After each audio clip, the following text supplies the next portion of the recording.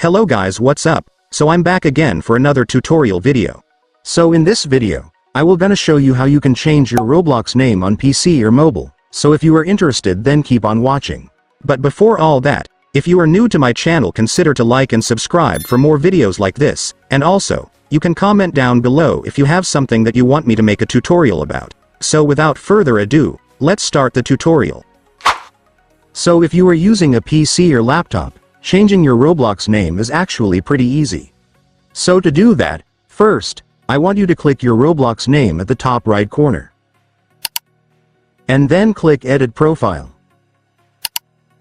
And after that, you will now be able to see your Roblox name right here, so just go and click it. And then you can now change your name to whatever you want. And once you're done entering your new name, you can now click Save to save your changes. And after that, it's done. Congratulations, your Roblox name will now be changed. And if you are on your phone, changing your Roblox name is also so easy.